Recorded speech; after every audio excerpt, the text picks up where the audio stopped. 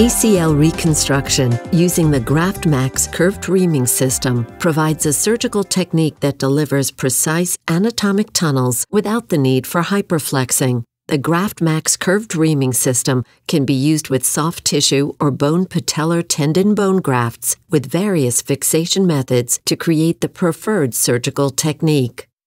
To begin, debride unwanted remnant ACL tissue and mark the center of the desired tunnel locations.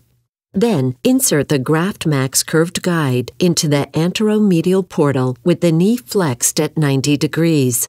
Then, insert the GraftMax indicator pin into the sleeve and down to bone to assess the projected guide pin exit and femoral aperture to cortex or AC length. Next, place the exact pin through the curved guide. Then, advance the pin through the femoral cortex.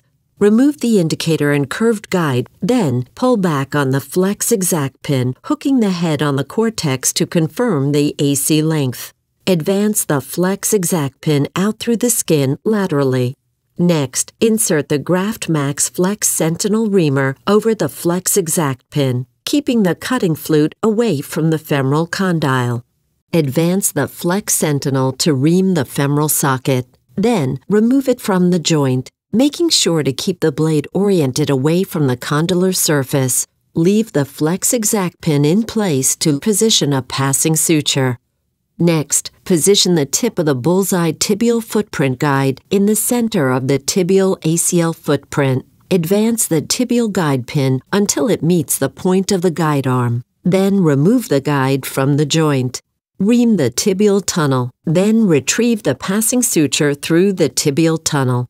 Load the bone patellar tendon bone or BTB graft into the passing suture and pull up through the knee until it's positioned in the femoral tunnel. Insert the guide wire and tap the femoral tunnel and BTB graft. Then insert the genesys matrix interference screw over the guide wire and into the knee. Advance it into the femoral tunnel until flush. Cycle the knee with tension on the graft. Then, set the knee at the desired flexion angle. Insert the guide wire and tap the tibial tunnel and BTB graft.